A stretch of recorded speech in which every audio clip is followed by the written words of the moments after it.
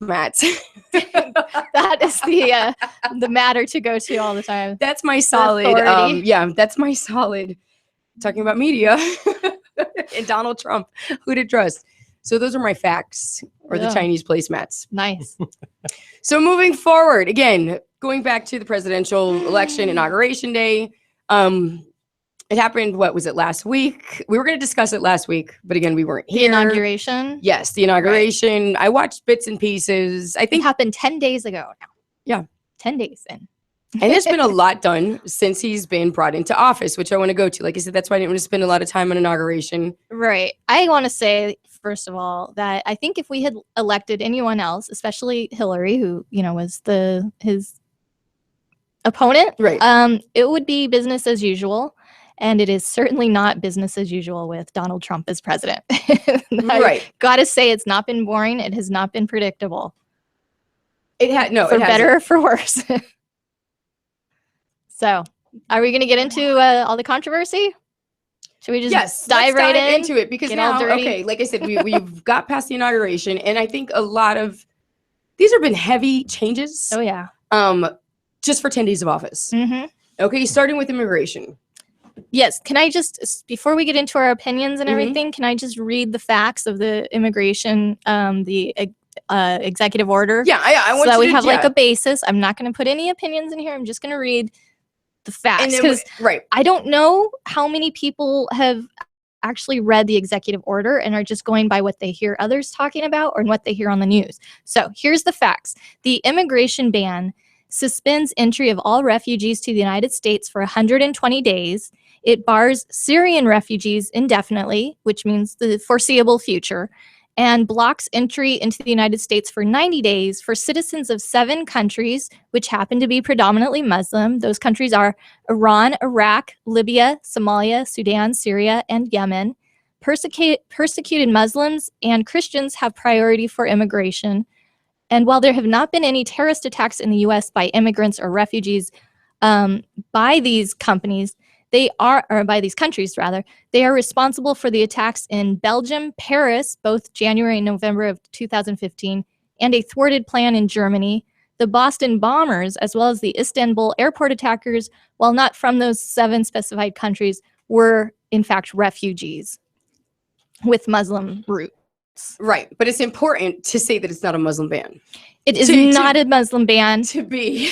However, politically wise, the media blew that up. I mean, political wise, they're trying to change it around that it's not a Muslim ban. I mean, yes, the media did blow it up, but the way it also looks. Well, those are the countries. That's the part of the world that, and to be fair, these are radical Islamists. Yes. They call themselves Muslim, radical Muslims. It would be just like we banned people from whatever radical Christian countries there might be. I don't know if there are, but if they exist, then America. There's probably we have lots of radical Christian groups here. I mean, they're not trying. The thing is, these radical Christian groups are trying to take their own country out. Maybe, which must be the problem. They're not trying to go over to the Middle East and take out Middle Eastern countries, to where these Middle Eastern radicals are trying to come across seas and and take us out. But then again, you have oil involved, you have many different resources that are involved for all of these issues going on. And the thing is that right now there's so many issues, and in my brain I'm trying to just they all want to come out of your mouth at once. They do, and I'm just trying to gather them, and at the same time I have drones flying like cross in my brain. I just hear bzz, bzz. I have the same problem. I have the same problem on my show. I just want everything to come out at once, and I always have to take a step back and think about what I want to say first. Because even with him coming in 10 days into office, this hasn't just been the only. I mean, this has been the biggest bombshell, I think, and it's been the most, I think, dramatic or drastic, I would say, and it happened so quickly because it was like immediately as soon as he signed his signature, this all went into effect. There was no like moving or a process of this going into act. No warning was given to anybody. You have travelers who are on residency cards, who were just going. I was reading a story for this engineer. She went over, I think it was like to Yemen. She went to just go on vacation to go visit her mom. Her boss down here now, they're trying to get her back. They're trying to start a GoFundMe page in order to get an attorney. But over here, she's got a home. She's got a service dog. She's got, you know, her whole life is here. She went over there to visit. She said for 15 days. After 2 days is when the statement was made that now she can't even come back home. She can't. You know, and she tried everything that she could to get out of there. However, what stopped her was the weather. But there was no warning for these people. Now, do we feel there should have been, we discussed this because when it came to the wet foot, dry foot policy, right? Okay, that's a decision that, yes, it had to be made instantaneously, because had there been some type of warning, there would have been tons of Cubans. If we would have said we have 10 days until there's no more wet foot, dry foot, could you imagine all the rafters? Let me tell you, the Atlantic Ocean would have been full of Cubans coming over here, you know, within that 10 days trying to get over here. So I understand that was an order that had to be given and had to go into place with no warning, you know, exactly, immediately. This is a totally different circumstance. Wouldn't it have given a green light for all the ne'er-do-wells to come on over? But I think though, if you're planning a huge terrorist, quoting the Pirates of the Caribbean, the ne'er-do-wells, right? No, yeah, but okay, but here's this. Okay, say we don't have to give a 10-day warning, but maybe even like a 5 or 3-day warning for people like this doctor who is over there, who doesn't pose a threat. Do you understand? So to where they could have made arrangements. If you have somebody who's planning a huge terrorist attack, they're going to have to do it in a lot more than 3 to 4 days. You know, so it's not something that, okay, I don't think we'd have like plane loads of terrorists then trying to come over if we said even a 3-day, you give them a 3-day warning. That still gives legitimate people, time to come home. Time to get a chance. It's not even time to come home, because when you go on vacation, you don't put extra money aside for usually, you know what I mean? Sometimes big emergencies. So sometimes to get a new plane ticket, to change your plane ticket, especially international, I've seen tickets in thousands of dollars to change. So, you know, nobody's planning that, but at least it gives somebody a fighting chance. Yeah. There's usually a grace period for these kind of things. Right. But which is so shocking to me, but I don't know. I mean, well, I think that's you can do whatever you want now, right? I think that's legally what's starting to happen as certain instances are coming to light, like your friend and other, you know, stories that are coming out. I think legally the action being taken is, okay, there's kind of like a grandfather clause. Judges are ruling on this stuff. Yes, we have different states going in, you know, and trying to ban this ban per se. New York is one of them. There's been protests everywhere. Oh my goodness. At all of the airports, which is also going to play a huge role. Now, another company who's having issues is Uber, because in New York, I don't know if you guys read. I've read this. Yes, in New York, the New York City taxis decided to protest along with the people against this ban, to where Uber was just like, okay, you guys aren't going to work. We're going to go ahead and take all that work. But see, that's what I don't understand. Okay, the taxis are protesting, but then there's thousands and thousands of passengers stranded at the airport.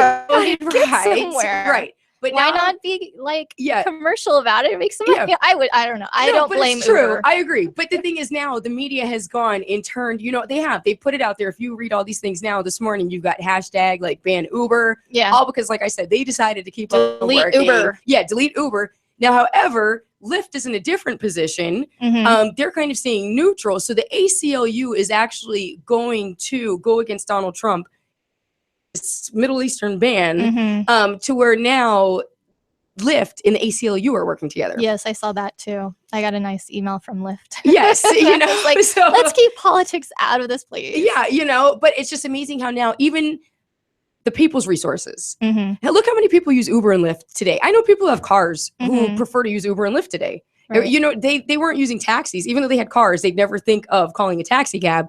But now with Uber and Lyft, it's so easy. I know people who have cars who would rather not drive and just, you know, go for Uber and Lyft. But now look how politics has played. You know, just what the president is doing has played such a huge, you know, like negative impact on Uber when it's been so big. Imagine that impact. Imagine that impact now, waking up like Uber. They've had a good, successful company running for quite a while now. And, you know, you take that kind of hit. Well, I don't blame Uber. I think they were trying to capitalize on a situation. And, you know, politics aside, they were running a company. Right.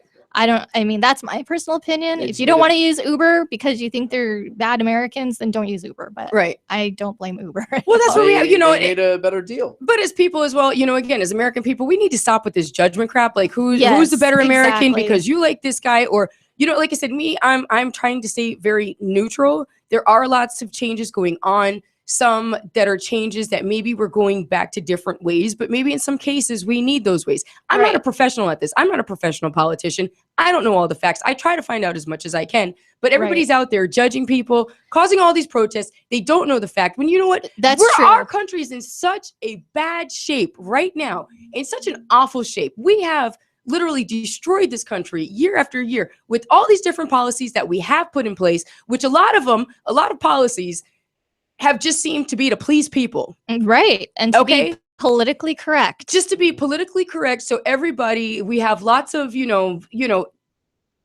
do they call it when, like the kids are growing up and you even give them a trophy for losing? Participation. Participate. That's ridiculous. But it's just like we've come to become such an entitled society that if you could be offended because I'm using this pen and start some type of protest or start some type of petition. And, it's just going to be passed just to shut a group of people up. Mm-hmm. When meanwhile, it's not even in our best interest. And it's not even the majority. It's just the people making the loudest noise. Right. It's just, you know what I mean? It's people making a lot of noise, not understanding what they're making noise for, not understanding the facts, not understanding the repercussions, or even just stepping back and saying, look at our country right now and the state that we're in. Obviously, lots of policies have failed us, which therefore have put us in this predicament to where, you know what, maybe we need to go back to certain policies. Yes, it's rough. People may not like it. There's a lot of stuff I don't get, you know what I mean, that I don't like that I got to deal with. We need to get rid of Facebook and Snapchat. Amen.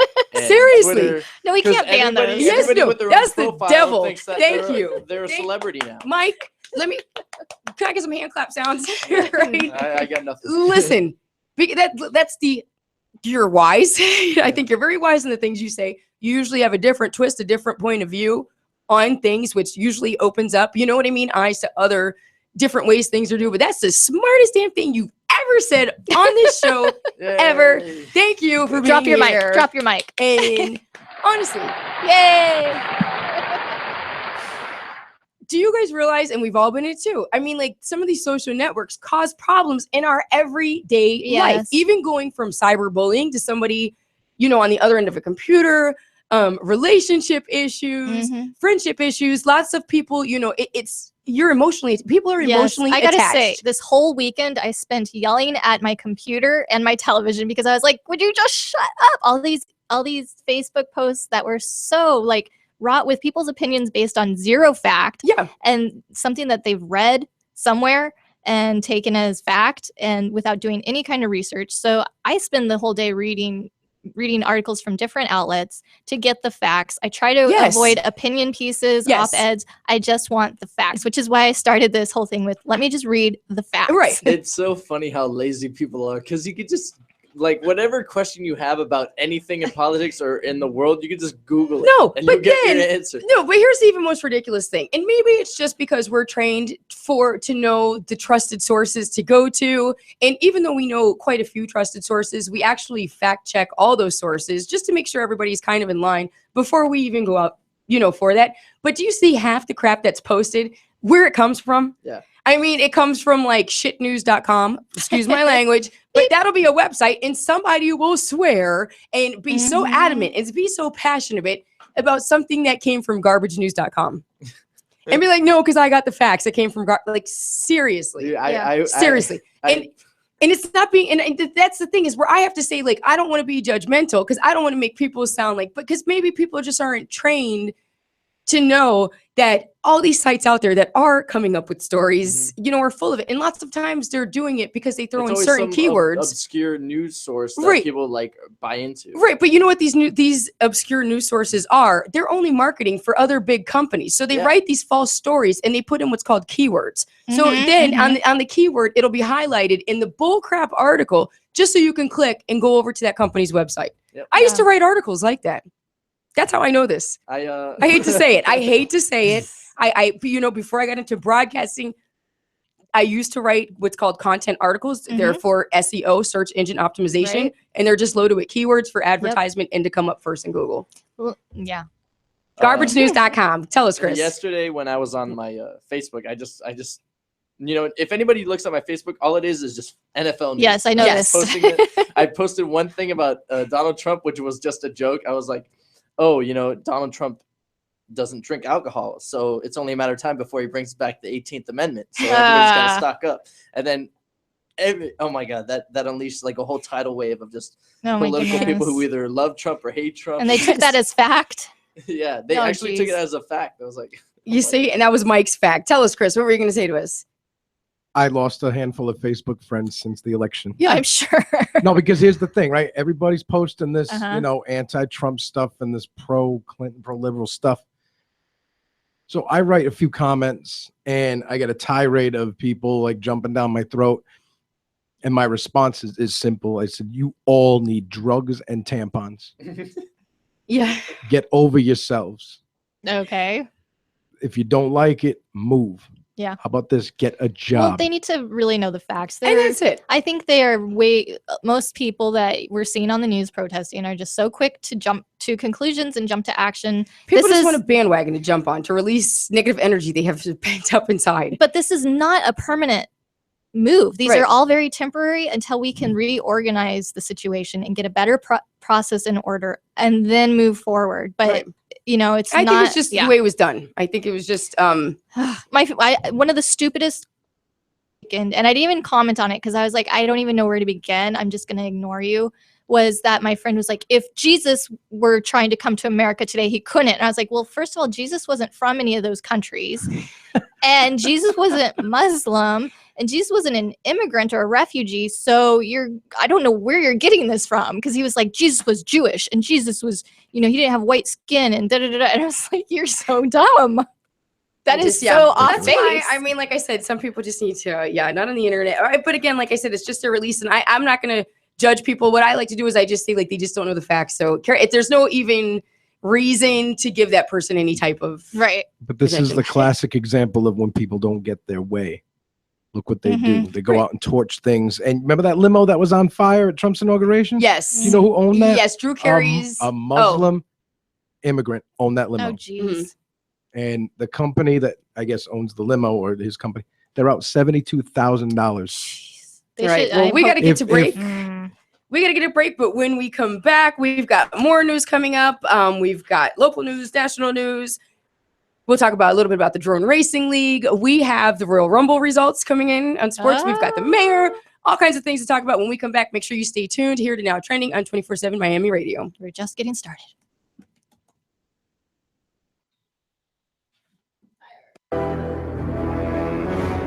This is Kevin Conroy, the voice of Batman, and you're on 24/7 Miami. Hey, it's the guys from the couch, and we're coming to you now live on Tuesday nights at 7 o'clock with your favorite segments like Simple Jack and W. Dubai Knows It All. Catch us every Tuesday night at 7 p.m. live on 247miami.tv. We talk about sports and other things. Like what? W eating chips. I can't put these chips down. 247miami.tv. The couch. Oh, what a day! What a lovely day! Monday, Tuesday, Thursday, Wednesday, Friday, Sunday, Saturday. Join me, Siobhan, every Sunday for the latest episode of Day by Day. From Alzheimer's Awareness Month to International Bacon Day, find out what's happening this week and how these observances got started. Because each day counts. Day by day by day. I'm Erica. And I'm Tonino. And we are What's Poppin' Culture on 24/7 Miami. Catch us every Friday at 11 a.m. and rebroadcast throughout the whole week.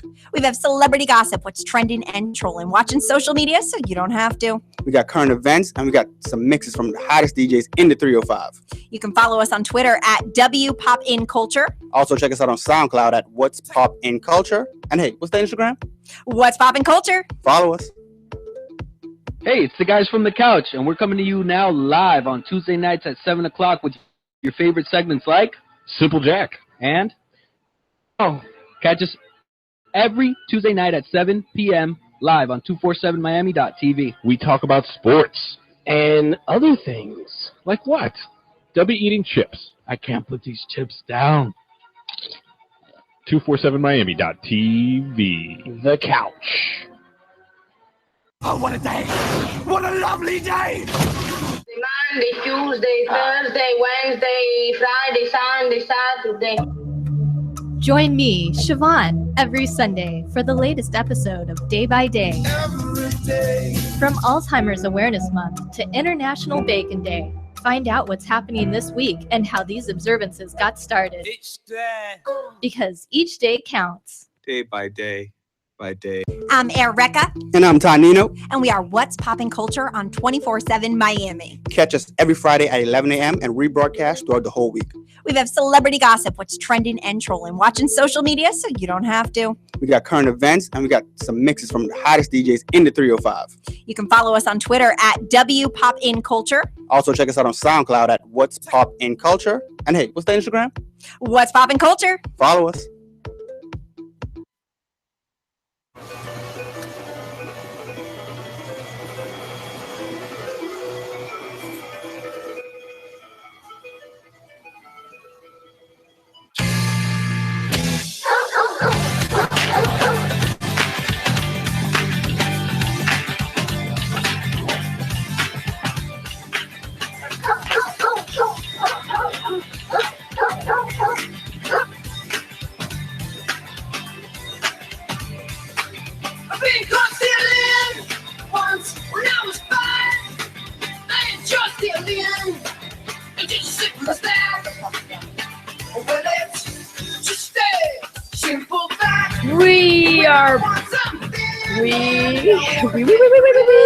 We're loud. We are back here on Now Trending. Again, I'm Joy Canizero, and I'm here with the lovely Siobhan Kenyon, with lovely Chris Meadow. Hello. And with Mike Hernandez back on the board, co-hosting, back on the board, Mr. Dolphin himself. Hello. How you doing, Mike, again? I'm doing great. It's fun being back. Okay, so last reported we were going to have the mayor, which we usually have on here. Unfortunately, the mayor is very sick today. He is not feeling good at all. Mayor, I know why. That cold weather? No, his Knicks lost in quadruple overtime. Oh. Very sad, Mayor. If that's the reason you're not calling, we understand. Oh. I hope he tasted like sympathetically, not like offensively. I was being sarcastic, but you know, he's seen it coming. I mean, because the mayor seemed to like you, man. You talked about it many times. He saw it coming in the second overtime. Yeah. So I'm not educating him. He already knows that his team's struggling. Oh my God, he is, but he's just, you know what? He's loyal. He's still the mayor. He is a loyal fan. Absolutely. Of his sports teams. So again, we're back here on Now Trending at 24/7 Miami Radio. So we've got a lot more news to talk about. So again, the mayor's not going to be here. We've got some funky things going on in the world today, starting with Quebec. I was just discussing this, like I said, the productions that I worked on, everybody was from California. They were all flying out of Fort Lauderdale, and we just started talking about it. So we've got news on, it was unfortunately for do we call it a mass shooting with 7? Yes. I mean, you'd still, like I said, I don't want to disrespect the situation, but at the same time. How many lives equal what does equal a mass? Yeah. That's all. You know what I mean? Well, there was a mass of people when he started shooting. There are 5 killed and 6 wounded. Was it 5 but, killed and 6 wounded? wounded? I mean, you traumatized an entire community at the same time. Totally. That's not just the locals, airport. but all the travelers that are coming in. Yeah. You know. Yes, I was there 2 days after the shooting, and I was very uncomfortable and uneasy, and I was just going down that escalator to the baggage claim, praying, God, prepare me for what I'm about to see. I saw the armed guards. They had the assault rifles walking down the terminal. You know, I went to pick somebody up at the airport not too long ago. Yeah. And, you know, you see that. It's like you feel a bit safer seeing them, but then you freaked out because they're there. Fort Lauderdale that night was very odd. It was very eerie. That night that the shooting happened, we were getting ready for Platinum Pro Wrestling, which Platinum Pro Wrestling is right behind the airport. So the road that our Platinum Pro Arena is on is actually the back road to the airport for local law enforcement, well, for all law enforcement. For hours while we were setting up, it was just parades of police and buses. They took every bus in the county that they could find just to try to get these people out of the airport. I'm talking, we left Platinum Pro Arena at midnight, just parades of police in buses. They were even using the jail buses, the prisoner transport buses, just to be able to get over to Fort Lauderdale and, you know, get these people and, you know, get them to where they needed to go. So that night, the air there and just, you know, having to work and these cops just coming by in the buses and just the feeling in the air, you know, it was just a very morbid feeling, sad feeling, you know, and stuff like that, you know, like we always say, we see it so often now. And sometimes, you know, when it hits that close to home, that's our airport. I've been going to that airport all my life as a child. We would go there and park on the side of the road to watch the airplanes. I was just there not too long ago.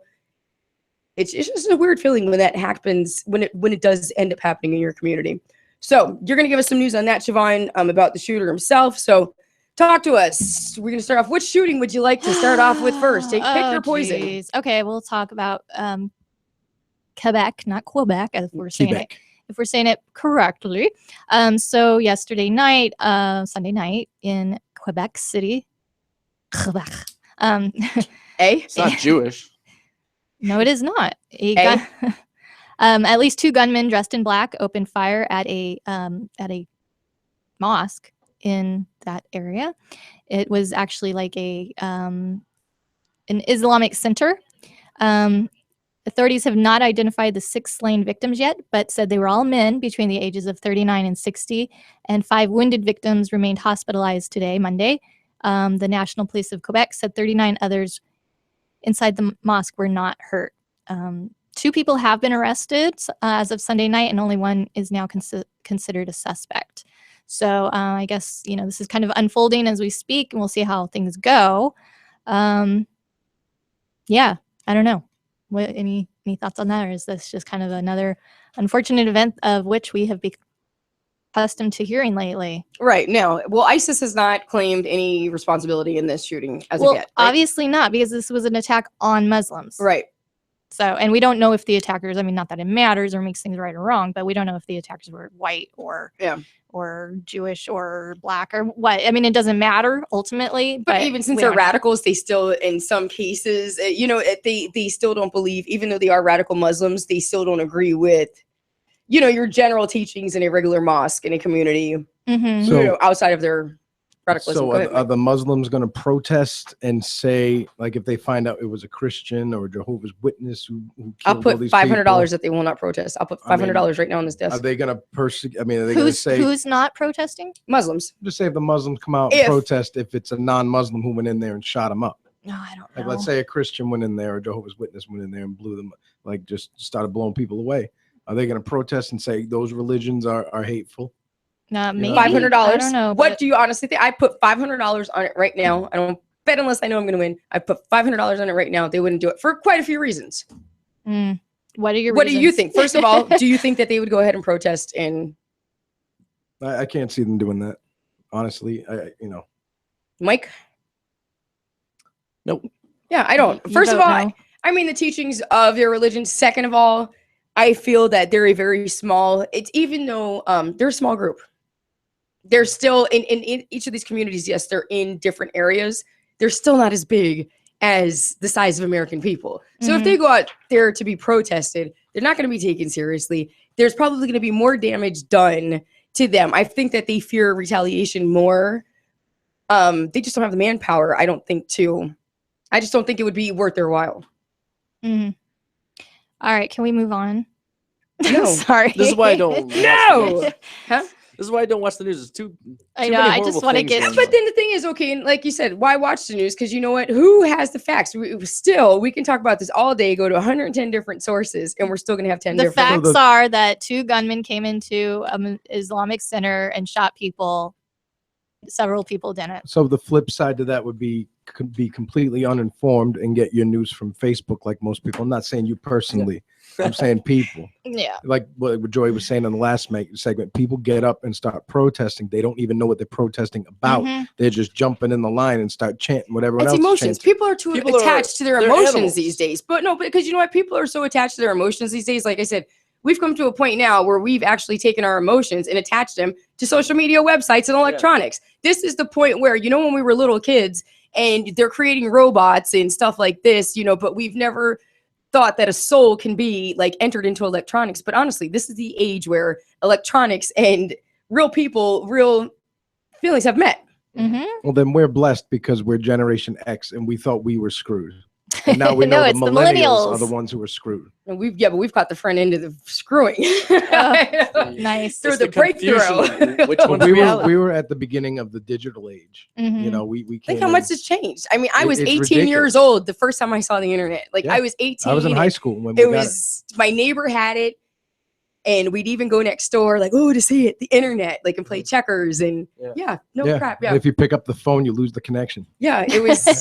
You the pick struggle was real. You pick it up and you hear the. I didn't know what sound. the internet was at the time. All I knew is that I could play games on it. Yeah, and you had to have money to have it. It was like the only people that had it were people that like had some money. That's why you'd have to go to the house. The whole neighborhood was using one person's internet. People had internet, but people still like. People would ask to. I'm gonna let you go, Chris. But people would ask to borrow. Like, can I come over and borrow your internet for like 10, 15 minutes? Do you remember cyber cafes? Yes. Aw, they all went out of business. It didn't last very long. See, you know one of the co-creators of the internet, Al Gore. It was originally called the Internetwork. Yeah. And it was shortened to internet. Wow. Well, it's out of control and it needs some policing. Oh my goodness. Will there ever be policing on the internet? No. And I'll tell you why, because nobody owns it. But there is policing in some countries. Well, yeah, there is. There's monitoring. There's observation. Like governments will look into what you're doing. And what you're downloading. I mean, in China, there's only a certain amount of websites that they can even access. I feel in the future, and if I'm saying maybe not in our future, maybe when it comes to our kids, grandkids, I feel at some point there is going to be a policing over the entire World Wide Web. Like I said, it's a whole nother world. It's a whole nother world. Okay. And that world has no rules. And then there's the dark web too. Yes. The one we can't get into. Let's get back on track here. Let's move on. Let's go to the Fort Lauderdale shooting. Fort Lauderdale shooting. The suspect in the shooting that happened on January 6th, in which 5 people were killed and 6 were wounded, as we said earlier. He is charged in a 22-count federal indictment. And Santiago entered a plea of anybody?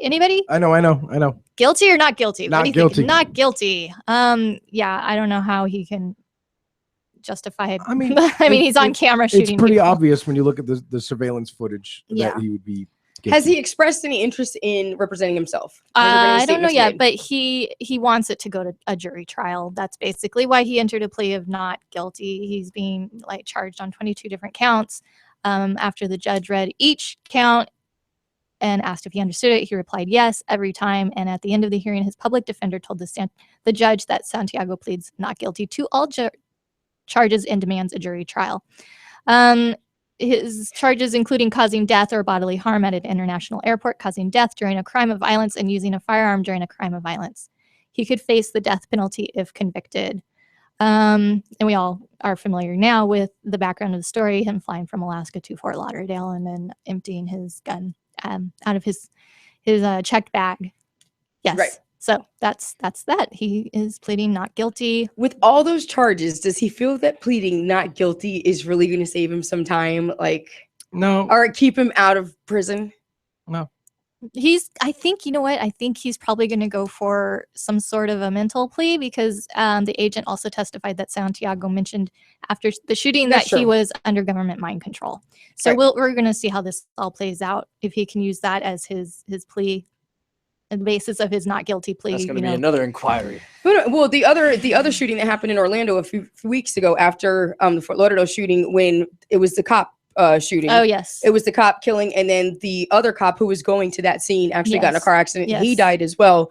They finally caught that shooter. He was on the run for a while. Oh my, what? And they found him in Orlando. What He was a on the piece run of for a crap. week. What a piece of crap. If you go online, you can actually watch his magistrate hearing. Mhm. And he's going to represent himself. Oh, yeah. He made the decision to, you know what? That's the best decision he could have made because he's sending his butt straight to the electric chair. Honestly. And then of course he goes off, he's telling the judge, he's going back and forth. He's going to represent himself. She's trying to make sure that he's okay and he understands what he's doing. He's fully aware. And then he goes off how they're trying to pin extra charges. And he just totally goes off on the judge. He just totally goes off on the judge. And then as he's leaving, they're removing him. He starts cussing the judge out. I mean, just ridiculous. So again, best situation in that guy's case, he represents himself. Yeah, I mean, that's not going to go anywhere. Like I said, I mean, that's just, why don't you just walk yourself to the chair? Didn't a serial killer in the 70s or the 80s Ted Bundy? Done it himself too, right? But he wasn't some ignorant Joe he was studying to he be a was lawyer. so calculated. That guy was so, what's crazy? It's crazy when you kind of not to go off topic too far off here, but when you talk about different, killers or serial killers, just their mindset. Sometimes you have the really smart strategic. Like these people are geniuses. They could probably be running this world much better than anybody else is right now. You know, and then you've got like these people who are just like have no clue and will just the Buffalo Bill types. You know, even him. Just there was a method to their madness. It was you know there was a whole story behind it, not just going on a rampage and shooting people or. Okay, so are you ready to move on from that? Sure. Oh, what I want if you'd like. I don't want to go down a rabbit trail or anything here, but I did want to ask you with the Orlando shooter, is he planning on using any kind of mental defense? He didn't say. He didn't. Like I said, it was just a magistrate hearing. You can go on. He had to be removed from the room because he just started cussing the judge out. I see. When she was just like, "This is not the time or place." You discuss it at trial because he's like, "Oh, you guys are trying to pin charges on me. I didn't do this and that." You know, and again, that's not her job. She's just there to tell him bond, no bond. You know, read him his charges and make him aware of what he's there for. And at the end, he's just F you. This it just lovely. And isn't he also like the whole thing started because he killed his girlfriend? Because he killed his pregnant girlfriend. Lovely guy. He is awesome.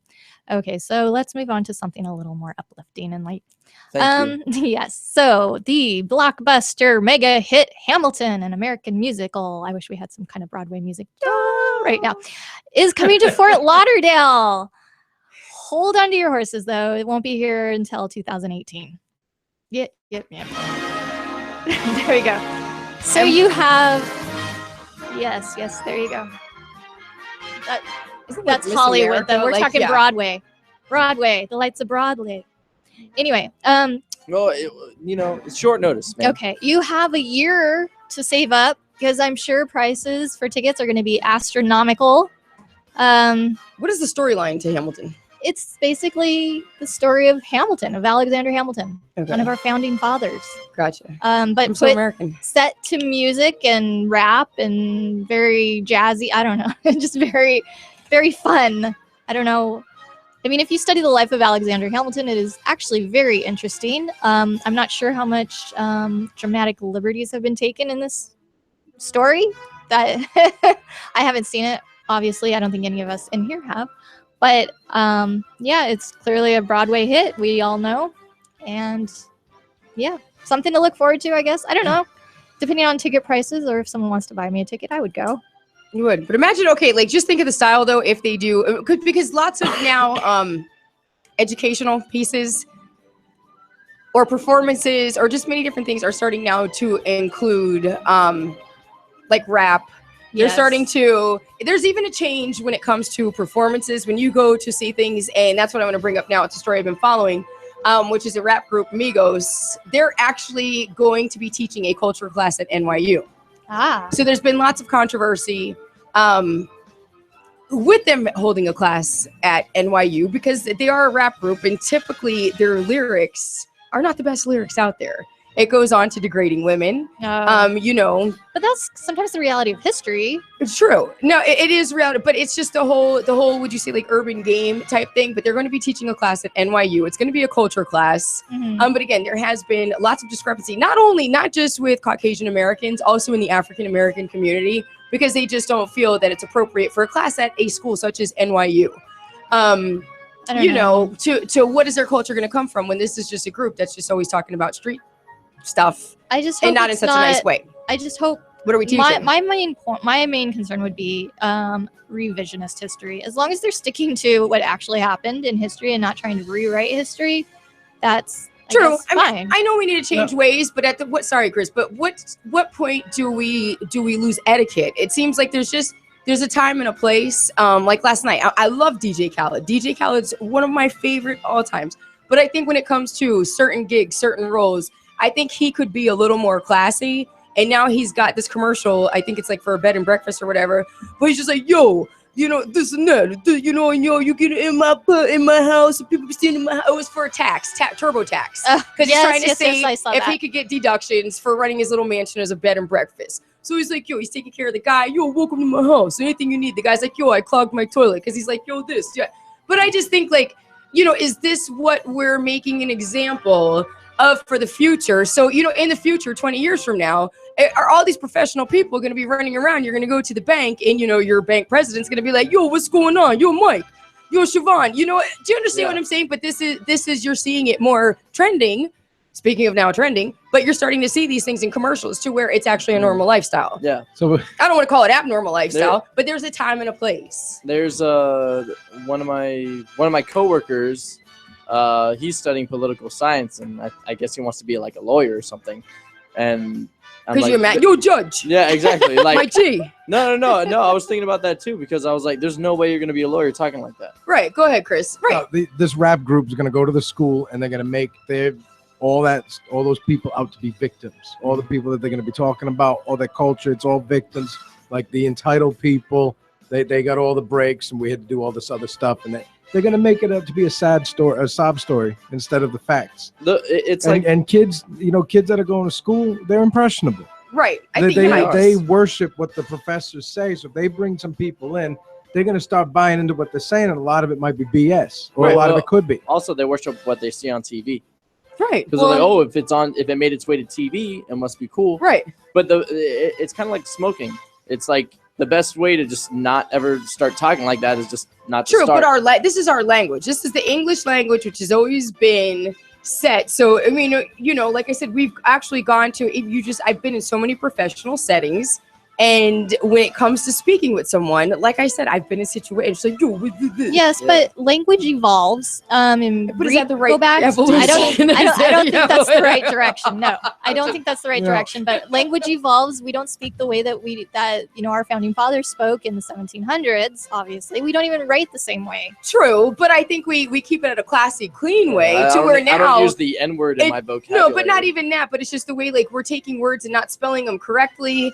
And that's the way they're being pronounced, and it's ridiculous. It looks so ignorant. That I think that's what hurts me. And I'm not judging anybody. I'm saying in my own personal opinion because I've gone to school. I've had to learn the ways. I've had to learn, and even I don't make proper sentences. But there's a time and a place, and I'm not going to sit there in front of a bunch of professionals with the way I speak when I'm out hanging out. There's only a handful of people out there that can talk like that and not be ridiculed. Tony Danza, Andrew Dice Clay. Okay, Robert that's Italian. Niro, Al Sorry, Pacino. yeah, you were. But they talk like that, Brooklyn. right? But you want to throw the yo this and like DJ Khaled's doing. That's already been done. DJ, wake up. Yeah, I know. It was just like a phase. But I think to me that's more juvenile. I think it's juvenile. It is. It's silly. It's juvenile. So okay, like I understand in the schools you hear all these kids, but then again, if I shouldn't even say I understand that because kids pick up on things, and if they're doing it in middle school, high school, obviously that's what they're learning. That's what they're trained and taught. But how do you go into a professional setting and try to get a job? And you know what I mean? You're talking to your boss and, you know, I don't understand it.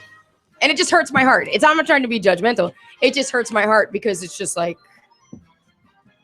So just before we go to break, I want to touch on, you know, you're talking about mental health and everything. Yes. I just wanted to bring to light, not sure if you're aware or not, that Florida is ranked 50th in our country in the nation for mental health care funding. Were you aware of this? For mental health care funding? And we're number one with brain trauma injuries like dementia and all things that affect the brain. Which is probably not unrelated. So I think the two definitely have something to do with each other, being number 50 in one, number one in the other. You know what I mean? Yes. You know, so it's not good. You know, I'd like to see us make a good headline one of these days because the last great headline was Zika. No, but it's funny. Like this is one of the craziest states. We have like some of the highest crime statistics. Some of just our the people protesting the Zika. They're protesting the chemical they use to cure it. Now they don't want the spraying. Yeah. But you want the Zika now. So you want it to get worse. Oh, but we don't want you to spray this stuff because it's dangerous.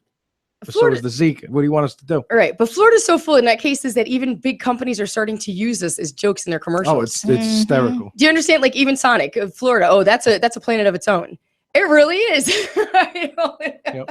You know, and there was another one I saw also, and it said, oh, I saw something. What caused you to move to Florida? Like it was a funny one, but it's asking this lady what caused you to move to Florida. Mm-hmm. She's like, oh, I don't know. She goes, I just threw a dart at a map and it fell in the garbage.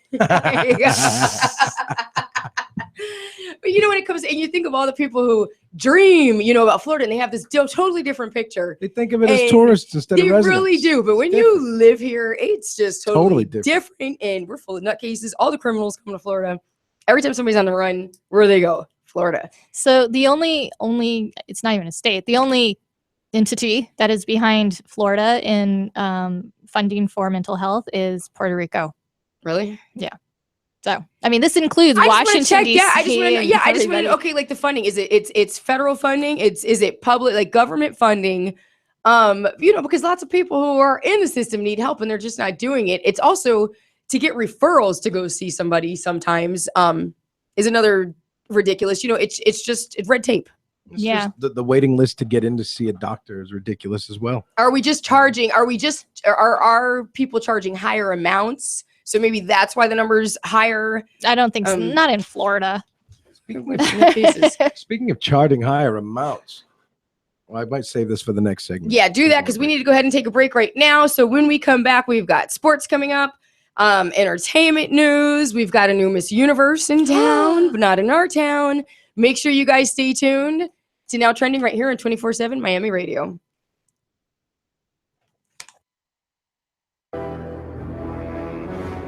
This is Kevin Conroy, the voice of Batman, and you're on 24/7 Miami. Hey, it's the guys from the couch, and we're coming to you now live on Tuesday nights at 7 o'clock with your favorite segments like Simple Jack and W. Dubai Knows It All. Catch us every Tuesday night at 7 p.m. live on 247miami.tv. We talk about sports and other things. Like what? W eating chips. I can't put these chips down. 247miami.tv. The couch. Oh, what a day! What a lovely day! Monday, Tuesday, Thursday, Wednesday, Friday, Sunday, Saturday. Join me, Siobhan, every Sunday for the latest episode of Day by Day. From Alzheimer's Awareness Month to International Bacon Day, find out what's happening this week and how these observances got started. Each day. Because each day counts. Day by day. By day. I'm Erica. And I'm Tonino. And we are What's Poppin' Culture on 24/7 Miami. Catch us every Friday at 11 a.m. and rebroadcast throughout the whole week. We have celebrity gossip, what's trending and trolling, watching social media so you don't have to. We got current events and we got some mixes from the hottest DJs in the 305. You can follow us on Twitter at WPopInCulture. Also check us out on SoundCloud at What's Pop in Culture. And hey, what's the Instagram? What's Poppin' Culture. Follow us. Hey, it's the guys from the couch, and we're coming to you now live on Tuesday nights at 7 o'clock with your favorite segments like Simple Jack and W. Dubai Knows It All. Catch us every Tuesday night at 7 p.m. live on 247miami.tv. We talk about sports and other things. Like what? W eating chips. I can't put these chips down. 247miami.tv. The couch. Oh, what a day! What a lovely day! Monday, Tuesday, Thursday, Wednesday, Friday, Sunday, Saturday. Join me, Siobhan, every Sunday for the latest episode of Day by Day. From Alzheimer's Awareness Month to International Bacon Day, find out what's happening this week and how these observances got started. Each day. Because each day counts. Day by day. By day. I'm Erica. And I'm Tonino. And we are What's Poppin' Culture on 24/7 Miami. Catch us every Friday at 11 a.m. and rebroadcast throughout the whole week. We have celebrity gossip, what's trending and trolling, watching social media so you don't have to. We got current events and we got some mixes from the hottest DJs in the 305. You can follow us on Twitter at WPopInCulture. Also check us out on SoundCloud at What's Pop in Culture. And hey, what's the Instagram? What's Poppin' Culture. Follow us.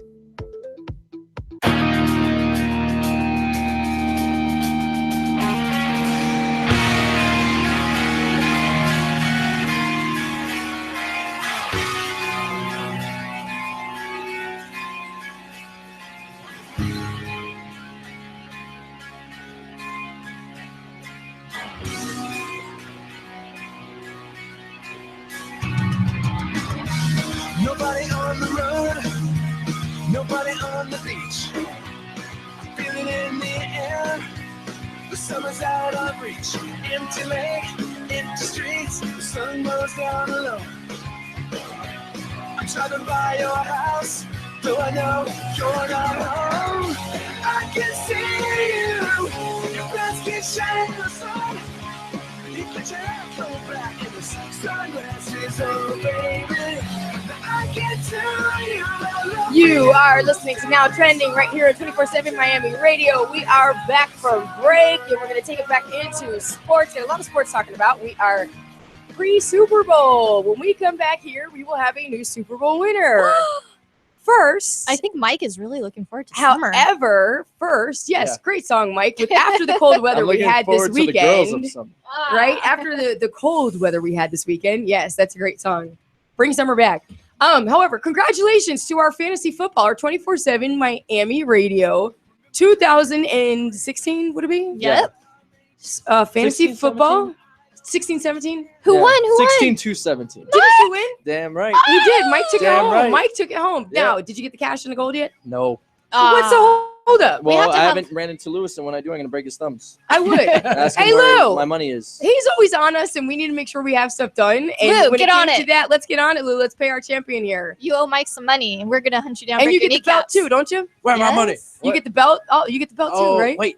I think Yes. so. I hope I get a belt. That's I need not the something. runner-up belt, I right? need a belt or a Yes. ring. I need something to flaunt. Joy, Well, I here's thought the you thing. picked out the belt. No, Drew Oh. picked out the belt. However, him and Roy were in here one day. They were the ones who went head-to-head in our finals.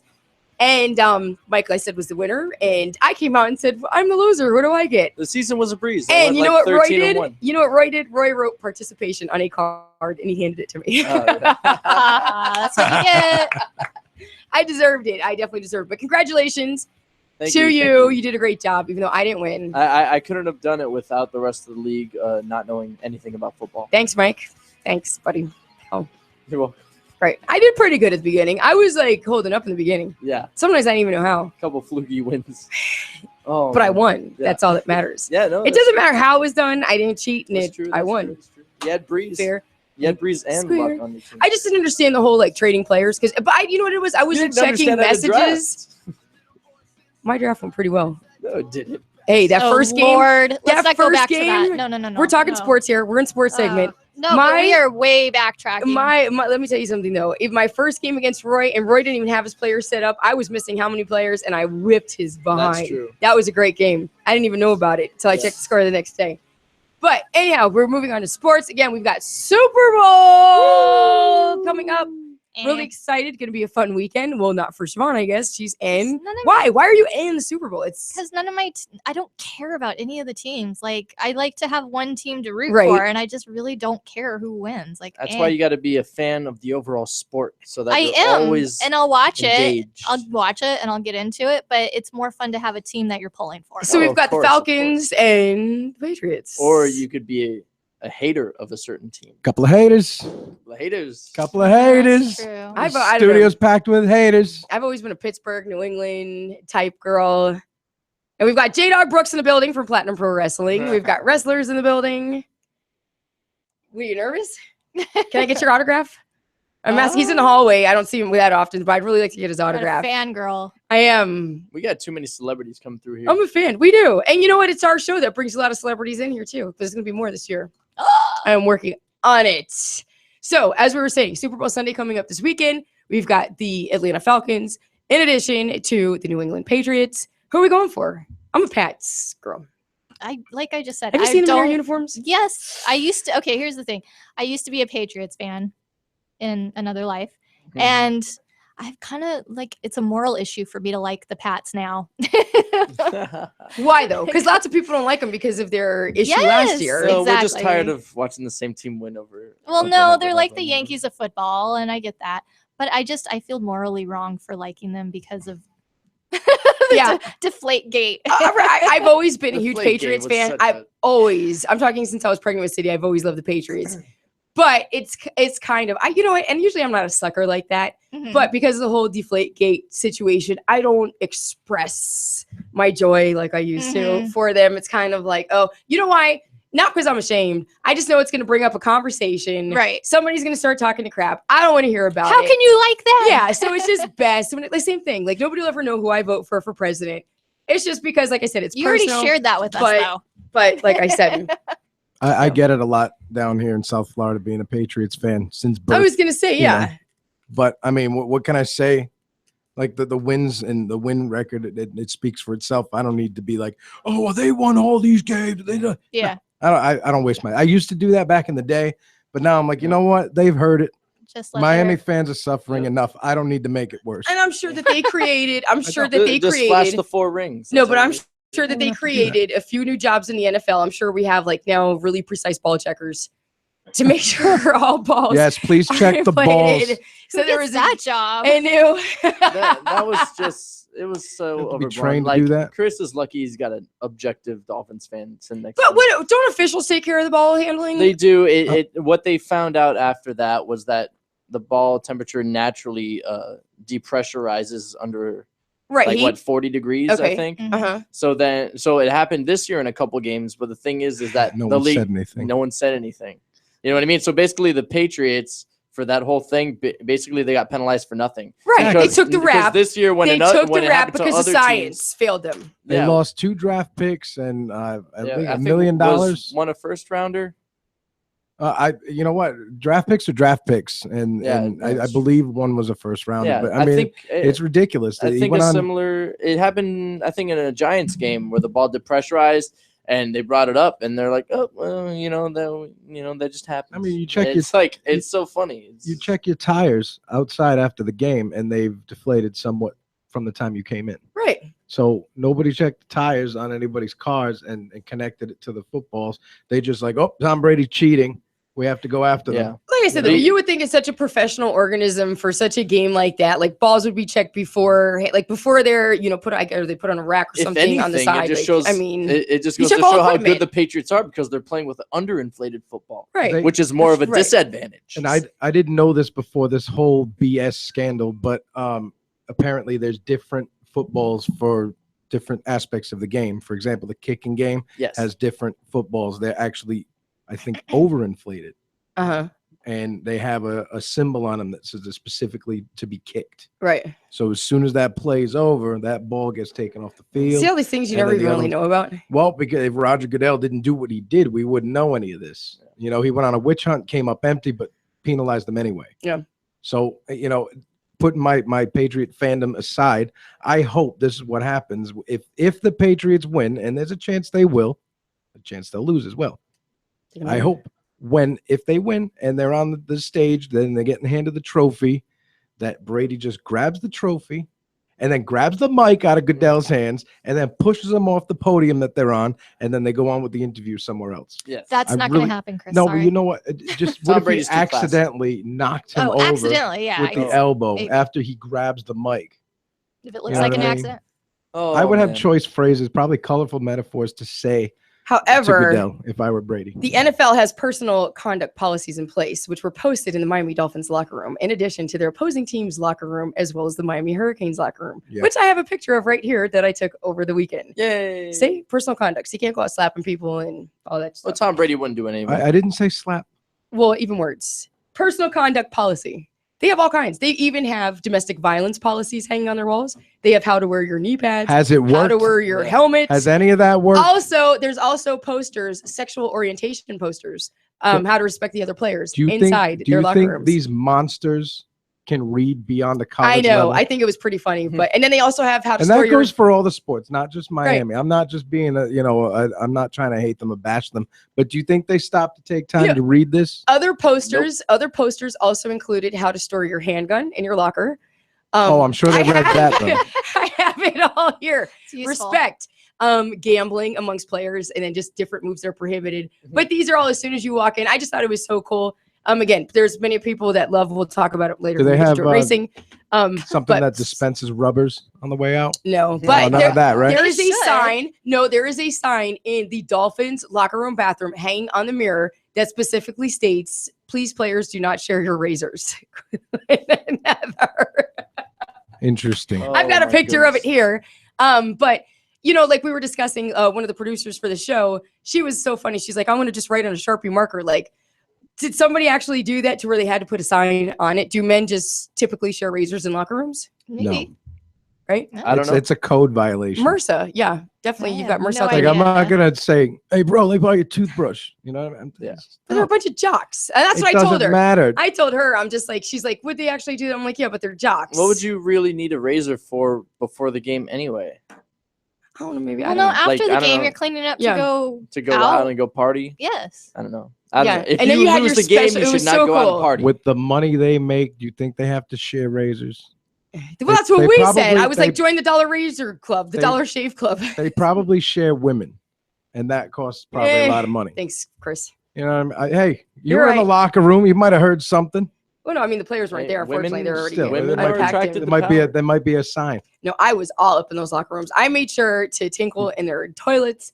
I was just like, I'm leaving my Did DNA. You flush? Yes, I did. Of course, I have class. Was it automatic? I have class, but yes, no. Somewhere, Hurricanes bathroom was not automatic. Then inside the locker rooms, you have some personal rooms, I guess, for certain people. So they don't have like to take the group shower and stuff like that. They have their own shower with their own bathroom. And it was just awesome to even see those little like whirlpool tubs, when they get injured. It was just like we were in. I was digging through all that stuff. You've never been in a professional locker room? No, not for like the Dolphins or no. Neither have I. I went to the Broncos. Yeah. Yeah. But you wanted to be in the Dolphins. I knew you wanted. That's why the Broncos one was cool. They have like in the visitors locker room, they purposely you already automatically you're bringing it's a mile high, so you're automatically breathing 20% less oxygen. Yeah. So that's already like a cool home field advantage. But then in the visitors locker room, they painted the floor pattern a certain way. So like if you're in there for like a couple minutes and you look at the floor, like it looks like the floor is like uneven, like there's lumps in the floor. And then their opposing team goes out and plays and they mess them up, right? Good idea. Yeah. I know. I was ready to trash the opposing team's locker room, or like leave Finn's fine. Let him lose. I don't know. I want to mark my spot. Go ahead, guys. Super Bowl. What are we looking forward to? All right. Super Bowl, Falcons and the Patriots. Okay, so we've got Siobhan, you don't care. Even though it's not one of your teams, who would you like to see win out of the two? If you had to pick. I honestly, I don't know and I don't care. I mean, if I had to put money on it, I don't know. I mean, I kind of tend to root for the underdog. It seems like the Falcons might be the underdog in this one, right? But I don't know. You know what I love? Like people who usually don't have an opinion right now, like days before, or like at least a week before, that don't have an opinion. Usually by the time the Super Bowl comes, they're then set like on a team. I might be. Give me a few more days. I think you just need the energy. You haven't felt the Super Bowl energy yet. No. You know why? Because we had this week off from football. I think last week, once both teams, we knew who were going. They had those games. It was exciting. I had all kinds of write-ups and everything for last week's show, but then we weren't here. So again, well, both teams are kind of evenly matched. The Patriots have a great offense and I think like a top 10 defense. And then the Falcons, they also have a super duper great offense too. And their defense is finally coming along. It was terrible most of the regular season. But after, I think the last 4 or 6 games, they're actually averaging an average of like 19 points per game now. So, it's a pretty evenly matched game. Right. But I got to give the edge to the Patriots because they always know how to out-scheme the other team. Right. Now, this is their second time going to Houston, isn't it, for Super Bowl? And they won the last time they were in Houston. Was that 2004? 2003 against Carolina. Right. I know it was against Carolina. So this is going to be their second time returning to a Super Bowl back in Houston. So that's just some Super Bowl facts that I know, believe it or not. Tell us more, Chris. What's your take on Super Bowl? Are you ready? Are you excited? As a Patriots fan, I'm very excited. But as a fan, I'm also, you never underestimate the other team. They've gone to the Super Bowl and they've lost. This is their 7th trip to the Super Bowl, a 9th trip to the Super Bowl. Right. They've only won 4. Right. They've lost to the Bears, the Packers, the Giants twice. Do you feel good about them, though, this time around? I feel great about good. them? I feel confident, but I don't feel cocky about it. You know what I mean? They can be beaten. They've been beaten before. Right. We'll get cocky once the game's over and we win, right? It happens, Right. I got to ask you, Chris, since you are a Patriots fan, do you like to watch Super Bowl like by yourself so you can really concentrate on the game, or are you kind of like the big Super Bowl party kind of guy? I'm more the eater, drinker, partier, having a good time guy. Mm-hmm. When there is within 2 points with like 5 minutes to go, the other team's running down the field. Gets a little more serious. Yeah. There was the first 2 times they won, it came down to field goals, game-winning field goal. And one of them, the first one against the Rams, they were tied and they won. The one against Carolina, they were losing. That field goal had to go through for them to win. And I think it was 31 31-20, or 31-30, or 31-29 was the final. It's 29-28 when they kicked it, or something close to that. But they were down a point. Yeah. So if they missed it, there's a different story, different dynasty, all that crazy stuff.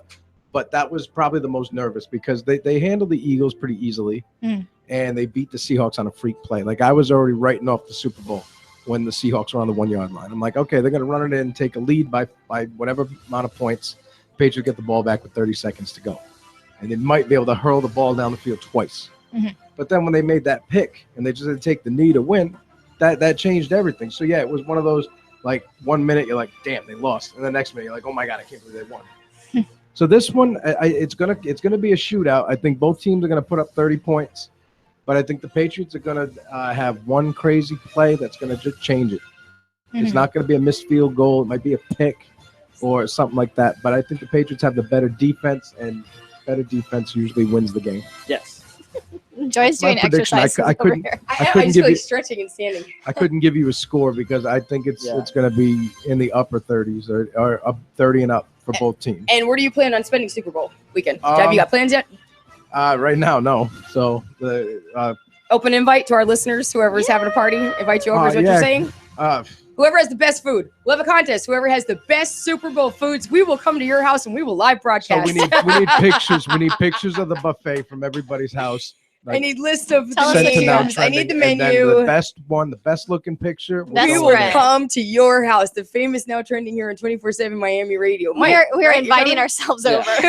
Hey, that's how I do things. I can't wait. How do you think I get into some of the places I get into? I can't wait till Brady retires, but that's going to be in like another 5 years or so. Right now, do you have plans for the Super Bowl yet, Mike? Not officially, but usually at my house, my parents usually invite the family over and some friends to watch the Super Bowl. And my mom makes like a Mexican dip with like some sour cream and beans and cheese and little black olives mixed in there. It's really good stuff. Maybe we should go to Mike's house. I think, maybe. Yeah. I need to do. Well, no, you guys can be part of the contest. I know usually radio stations don't allow, like, if you work for the station to have participants. Like, but you know what? You can be a contest winner also. We'll let you in this one. For you, man. So I'm going to need a copy of what they'll be serving. And I'm probably going to need a lot of drinks if the Patriots win. I'm rooting for the Falcons because they never won a Super Bowl before. So you're taking that strategy. I'm rooting for them. I still give the edge to the Patriots, though, unfortunately. How does that work? I think I've been in situations like that, but I love people who are super fans, but they actually go against another team just because they know they're like, I know my team's going to lose. So therefore, I'm going to go. Well, I don't know. The Patriots, Bill Belichick always finds a way to take the other team's best player out of the game. And he always seems to find a weakness of that team and exploit it. So I've seen it happen all the time. Like, this is Brady's, 15th, 16th year as a starting quarterback. He makes this is his 7th Super Bowl appearance. So he makes the Super Bowl like 45% of the time or something crazy like that. Right. Are you going to say something, add to that, Chris? It just happens that way. I mean, I agree with Mike.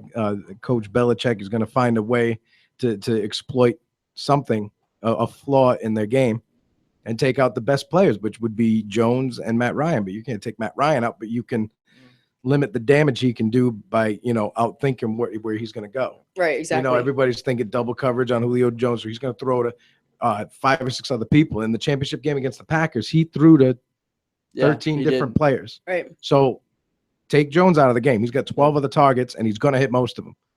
I have a question. It's still Super Bowl related, kind of off topic to the game. However, all these cable companies have the ticket, your NFL ticket. You got to pay to watch certain football games. Do you ever think we'll come to a point in time where the Super Bowl, only because my brain is going, everybody gets together in gatherings and food, as we typically do for pay-per-view events. Do you think the NFL would ever come to a point where they would say, we're going to start doing this as pay-per-view? Nope. No, they make too much money off the commercials. So they say, but it's true. But, it would be, what I mean? It's something, it's an American tradition. So many people would be outraged. It's an American tradition. Super Bowl kind of is. It is an American tradition. However, we're in an age where everybody's trying to make $1, even though they have a ton of money. I know that we all say that now, but then they run around saying they're broke. Here's why they're making additional money. A couple of years ago, when Katy Perry was the halftime show, she was the first artist that had to pay to play the Super Bowl. Yeah. And that's another way of the NFL making money. You want to show, you but play that's your what I'm album, just saying. play your songs. You're going to pay us to get it out there to the billions that are going to be watching. True. Yeah. So I mean, like, but like they're I said, not stupid. They're not. But then they're always still trying to make more and more money. Go ahead. Speaking of making money, this was told to me by a friend of mine that I work with. I'm not sure how true it is, but it sounds pretty accurate. If one team wins by 28 points or more, you are entitled to half of your ticket price back. Okay. If your team wins by 28 points or more. Well, how are they supposed to know? Wow. I don't know. We have to research that one. That's because how would you know what team? I mean, no, just if a team wins by 28 points. Right. So the entire stadium, 80,000 people are going to get half of the money back. I don't know. That's we'll have to research that. It's not going to happen. That's why. It's not going to happen. Right, but politics is nasty, and there is definitely politics when it comes to the business levels of sports. It's just like how we sometimes discuss, like, what is it like we have in basketball with the series games, like at the end. You know, sometimes are those games set up? Because honestly, you got 7 games. Of course, you want all 7 games to go. That's a lot of money. You only have 2 games, not 5. That's a ton of money they're losing. Yeah. You know, so I just think that there is a whole world of politics when it comes to sports that hasn't been uncovered yet. There's little things that come out here and there, but let me tell you something. Sports is run just like DC, and it's got its stuff, but it's just not uncovered. Yep. My opinion. Exactly. Actually, Chris, I think the refund thing happened when it was Peyton Manning versus the Seahawks in the Super Bowl, and the Seahawks just blew them out. Yeah. So I think that might have happened. I heard that today, but I don't see either of those teams on Sunday. No. I don't see that either. Winning by 20. It'll be close. I think it's going to be close. I think it might be. I don't know if they're going to score over 30 points each, but I think they'll be in the mid-20 range because I think absolutely. Yeah. It's definitely going to be. Yeah, I think we're definitely going to be. It's not going to be a low-scoring game, but it's not going to be 50-49 either. No, it's not. This is not a college. I agree. No, it's going to be a good, tough game. What else do we have in sports, guys? I have something sports-related and politically related. They kind of go together. Former MLB slugger Aubrey Huff took to Twitter on Sunday night to rail against the people clogging airports around the nation during the weekend in response to President Trump's executive order establishing travel restrictions. Quote, I mean, seriously, what the hell is going on? If you have time to march, protest, and riot, maybe it's time for something called a job. And he goes on to say, come on, man, seriously? There are plenty of white people struggling out there. Why does this have to be about race? Are you a racist? And there's a lot more on the computer, but I mean, that's the general idea of his tweets about the protests. It's a gigantic waste of time by a bunch of whiners who didn't get their own way, and now they're just going to protest everything that President Trump does in ways to make us safe and ways to make us feel safe. These people aren't happy about it. What are you going to do? They're just going to protest every time something doesn't go their way. Exactly. No, yeah, it's true. Not Siobhan, to get off the sports topic, but that was the former athlete. Thank you for that. Still sports related. Yes. Well, a couple of local sports related stories. First of all, yesterday was the 15th running of the Miami Marathon and Half Marathon, which started at 6 a.m. on a very rainy Sunday. Good friend of mine ran the half. It had over 23,000 runners lining the streets of downtown Miami, which started at the American Airlines Arena. The winners were former Dartmouth runner Christopher Zablocki, who is from Essex, Connecticut, winning in 2 hours, 18 minutes, 15 seconds. He gets $4,500. And then for the women, we have Marta Ayala of Ethiopia, who also won $4,500. Her time was 2 hours, 40 minutes, and 51 seconds. So way to go to them. I respect that. I am not a runner. And also in local sporting news, we had the first ever running of the Pegasus World Cup. It is considered the world's richest horse race. Spotlight with veterans California Chrome, who won the 2014 Kentucky Derby, and Preakness and Arrogate, who has won 6 straight races. And out of the 2, Arrogate won a $12 million prize yesterday. Sweet. California Chrome is set to retire now in Kentucky, and Arrogate is retiring in California. Nice. Right. Hold on one second, Mike. Do you have something to add? Yes, I do. Talk to us. I think earlier today, circling back to the NFL news, of course. Not you, really? Yeah, I know, right? This is the only thing I know in this whole world. It's sad. But anyway, the Miami Dolphins quarterback, Ryan Tannehill, is not expected to need ACL surgery following his MRI. His rehab is going so well that the surgery is not needed. Tannehill's MCL, which was damaged in a late season hit, is actually giving him more problems than the ACL. MCL sprains aren't fixed surgically, and he will be fine before the season. Tannehill has played basketball as part of his rehab to work on sudden movements, and his knee has held up well. He will likely wear a brace while playing going forward, but there is not the feeling of looseness in his knee that indicates that more surgery is needed. So, yeah. Thank you for that I update. have one more tweet from Aubrey Huff. Mhm. It says, quote, I can see next week's Super Bowl headlines. Protests ensue and Trump blamed after Patriots win Super Bowl because Tom Brady endorsed him. No. That's another tweet from Aubrey Huff, and people will probably protest if that does happen. I'm sure there will be. I'm sure. Anything else, Siobhan? Before we take a break? No. Did you have anything else? I didn't have anything else for this segment. One more quick one. Oh, the 49ers hire the 49ers hire 9-time Pro Bowler and Fox Sports analyst John Lynch as their GM. Nice. Also, who won the Pro Bowl? Who cares? Who cares? I don't care. I thought you guys were following. No, not that. Nobody watches that. I just couldn't go for the red teams. I don't know. Was it the NFC? I don't know. Whoever was wearing the red, they looked like a bunch of things. It looked like thing 1, thing 2, thing 3. The red was the AFC. Yes. Okay. The AFC. And the NFL finally did one thing smart in their entire history, and that is to move the Pro Bowl out of Honolulu.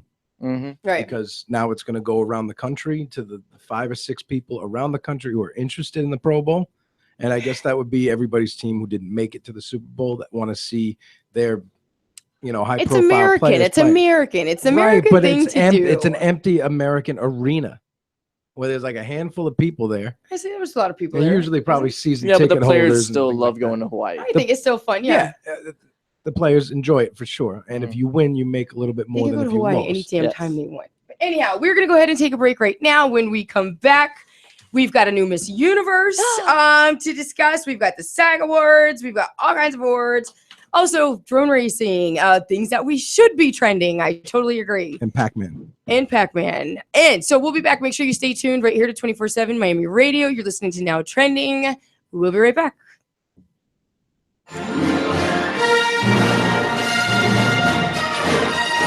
This is Tom Kane, the voice of Jedi Master Yoda you have found.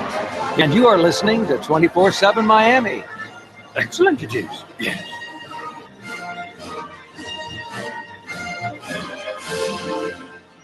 Hey, it's the guys from the couch, and we're coming to you now live on Tuesday nights at 7 o'clock with your favorite segments like Simple Jack and W. Dubai Knows It All. Catch us every Tuesday night at 7 p.m. live on 247miami.tv. We talk about sports and other things. Like what? W eating chips. I can't put these chips down. 247miami.tv. The couch. Oh, what a day! What a lovely day! Monday, Tuesday, Thursday, Wednesday, Friday, Sunday, Saturday. Join me, Siobhan, every Sunday for the latest episode of Day by Day. From Alzheimer's Awareness Month to International Bacon Day, find out what's happening this week and how these observances got started. Because each day counts. Day by day by day. I'm Erica. And I'm Tonino. And we are What's Poppin' Culture on 24/7 Miami. Catch us every Friday at 11 a.m. and rebroadcast throughout the whole week. We have celebrity gossip, what's trending and trolling, watching social media so you don't have to. We got current events, and we got some mixes from the hottest DJs in the 305. You can follow us on Twitter at WPopInCulture. Also, check us out on SoundCloud at What's Pop in Culture. And hey, what's the Instagram? What's Poppin' Culture? Follow us. Hey, it's the guys from the couch, and we're coming to you now live on Tuesday nights at 7 o'clock with your favorite segments like Simple Jack and W. Dubai Knows It All. Catch us every Tuesday night at 7 p.m. live on 247miami.tv. We talk about sports and other things. Like what? W eating chips. I can't put these chips down. 247miami.tv. The couch. Oh, what a day! What a lovely day! Monday, Tuesday, Thursday, Wednesday, Friday, Sunday, Saturday. Join me, Siobhan, every Sunday for the latest episode of Day by Day. From Alzheimer's Awareness Month to International Bacon Day, find out what's happening this week and how these observances got started. Because each day counts. Day by day by day. I'm Erica. And I'm Tanino. And we are What's Poppin' Culture on 24/7 Miami. Catch us every Friday at 11 a.m. and rebroadcast throughout the whole week. We have celebrity gossip, what's trending and trolling, watching social media so you don't have to. We got current events and we got some mixes from the hottest DJs in the 305. You can follow us on Twitter at WPopInCulture. Also check us out on SoundCloud at What's Pop in Culture. And hey, what's the Instagram? What's Poppin' Culture. Follow us.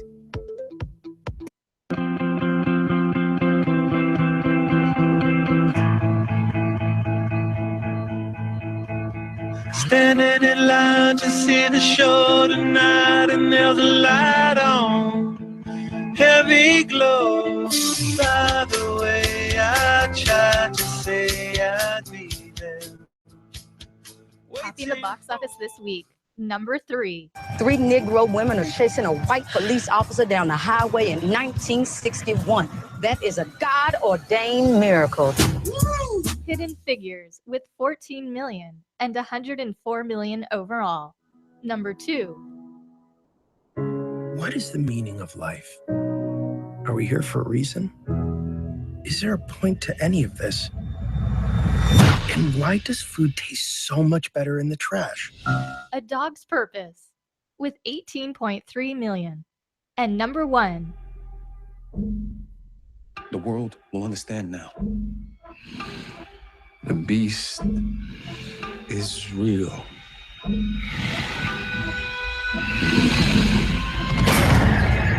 Split with 26.2 million and 77.9 million overall. Opening this week. You've opened up a door, and now no one is safe.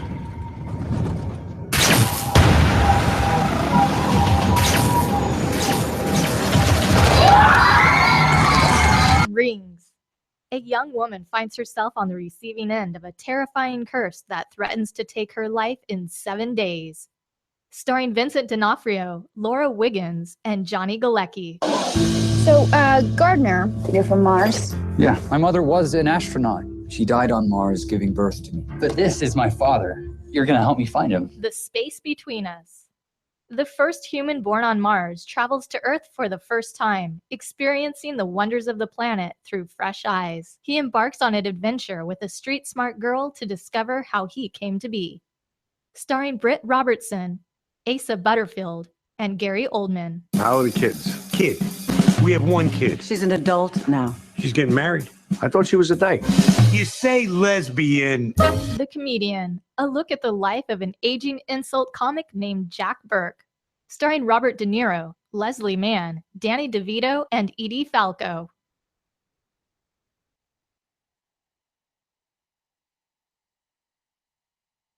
Wait. How hot was my mic, baby? Anyhow, we're back here too. Now trending on 24/7 Miami Radio. I'm your host, Joy Canizero. I've got co-hosts in the house, Siobhan Kenyon, Chris Metal, Mike Hernandez. We are back for the last segment of our show. You know what's interesting? Just lately, you've been saying my last name, and I usually just go by Siobhan. I don't Should know. I don't know. You used to just be Siobhan, like Cher. and now you're adding my last name. You're kind of giving me away. I used to just say like the first names because then I didn't want to give everybody's like info out. But then I feel bad because then what if you guys would be like, no, like me, I'm Joy Canizero. I'm cool with Chris Metal. I am Joy Canizero to the fullest. I'm just Siobhan. Okay. Now I got this straight. Mike or Mike Hernandez? What do you want? I don't know. I'd take Mikey Mike Hearn. Mike Hearn. We got it. We're back here and now trending with your host. I'm Joy Canizero with co-host Siobhan, Chris Metal, Mike Hernandez. How's that? Yeah. Here on 24/7 Miami Radio. We are back. We just went over some entertainment stuff. Also, we've got a couple of things. France. We have more entertainment news. Yes, we have a new Miss Universe as of, was it yesterday? France was crowned. It was yesterday to us, but Monday morning to Right. So her name, Iris Mittner, is now Miss Universe. Miss Universe Committee has stated beauty, grace, confidence, intelligence. Those are all the qualities embodied by our new 65th Miss Universe.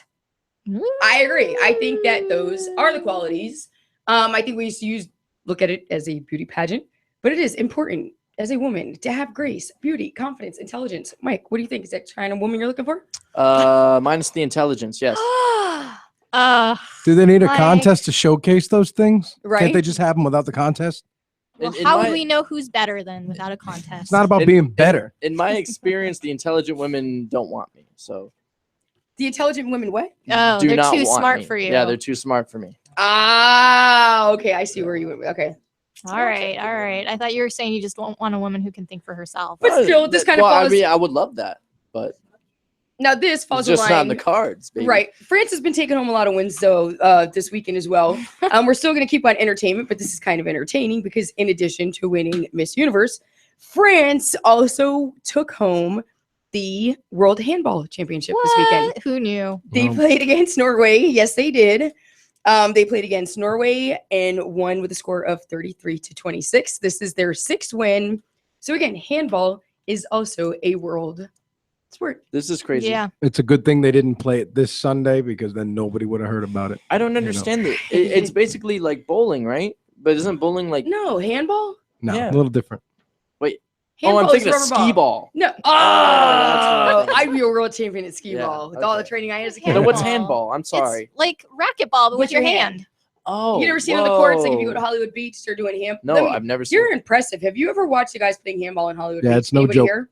Have you ever played it? No. As I a played kid, it. I yeah. used to play in like high school. Yeah, I did, but I've never played on a adult level. Oh. An adult level. It's So fun. going on, more entertainment news. What do we got, Siobhan? Well, I have a few awards shows that we can talk about. We have, first of all, the Screen Actors Guild Awards, which usually are an indicator of who will be taking home the Oscars. So some of the winners of the let's pot it down a little and go to outstanding performance by a cast in a motion picture was Hidden Figures, which I still haven't seen, and I think I would like to.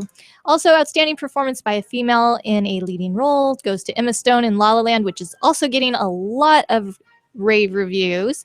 Outstanding performance by a male in a leading role, Denzel Washington in Fences, which I have seen. And it was interesting. It's just a whole, there's no action. It's all dialogue. So if you're not into that, I don't suggest seeing it because you'll be bored out of your mind, but it's very interesting if you like to follow just dialogue. Outstanding performance by a female in a supporting role. Also from Fences, Viola Davis. A male in a supporting role is sorry, I'm going to mess this name up. Mahershala Ali from Moonlight. Anybody know this movie or actor? No. I remember the show Moonlight with Sybil Shepherd. No, that was Moonlighting. Yes. Sybil Shepherd and Bruce Willis. Who could forget? Outstanding performance by an ensemble in a drama series, Stranger Things. And I am not a huge fan of that show. I'm sorry. I just can't get on the bandwagon with that one. Have you guys seen that? No. It's a Netflix series. It's about a bunch of kids. Very hard to explain. It's like sci-fi. Just not really as great as I don't think it's as great as everybody's raving about. But anyway, that's my personal opinion. Some other things. Oh, here's another show that I just cannot get into. I was just about to tweet about this last night, so you guys can tell me. Outstanding performance by a female actor in a drama series goes to Claire Foy from The Crown. Also, a male in a drama series goes to John Lithgow, also from The Crown. Have any of you guys watched the show? Never even heard of it yet. Nope. It's another Netflix series. It's Okay. about That's why. it's about Queen Elizabeth and her, coming to coronation and being the Queen of England and What everything. year? In 1952. Oh wow. I just cannot get into the show, and everybody is raving. Like, if you get past the second episode, oh, it's so good. And I'm just like, really? When is this going to happen? It's so like, I'm so I cannot behind. get into this. Like, I'm not on the Netflix watching it as a TV. The only thing I've watched is Orange is the New Black. I think maybe the first season, but it's not as easy for me to just go up to the TV, turn on the control, and go through my cable box. So a lot of these shows, which There's bites, not and enough now time these in a day awards, to do everything you want to do. That's what it comes down to. Oh, Netflix should be. I don't know if they've added it to Comcast. Comcast is actually I can pull it up. Oh, nice. Yeah, I just watch it on my Apple TV. And finally, Screen Actors Guild Lifetime Achievement Award goes to Lily Tomlin. I love her. Aww. Okay, I love her. I agree. Anybody any hooked on any new TV shows lately? No, I've been doing a lot of, as I tend to do the binge watching of shows that are either done or kind of in the process of, and I'll catch up to it. So I just got into New Girl, which has been on for a long time, but I like the show. It's hilarious. And Zooey Deschanel's character reminds me of my best friend in New York. I love watching it because it just reminds me so much of her. Is your best friend in New York single? Because I kind of have a huge crush I on know Zooey. you do, and no, Carrie's not Any new shows you're hooked to right now this season? Right now, no, I'm in Siobhan's boat. I'm still like behind on some. I started rewatching Breaking Bad because my dad's never seen it. Right. So, and I also like rewatched like all the Game of Thrones with him too because he never saw it. So I'm kind of binge watching with him, and maybe after Breaking Bad, maybe we'll try to find something new. I'm obviously like way behind, but my new favorite TV show, I think it's on CBS, is called Hunted. I don't know if you all I saw that the other day. That show, let me tell you, I do. So it's where just different couples, they go out and you have U.S. Marshals and all types of law enforcement trying to track them down. So you have to stay on the run for 28 days. The winning prize is like $250,000. Some of the mistakes are just so stupid from these people, or is it just that maybe I really am a mastermind criminal? Well, you know, like, maybe I don't know. You should go on the show. No, because I think I could do it. And the last show they had, the couple was actually out for 20 days. They stayed underground for 20 days, and law enforcement came and got them. It reminds me of that show a few years ago, Take the Money and Run. Do you remember that show? No. Oh, it was kind of similar premise where they were given a briefcase full of money to contestants. You know, usually they were related. I'd be gone forever. Well, no. They had to take the money and hide it somewhere. Mm-hmm. And then after they hid it, at some point they were on the run.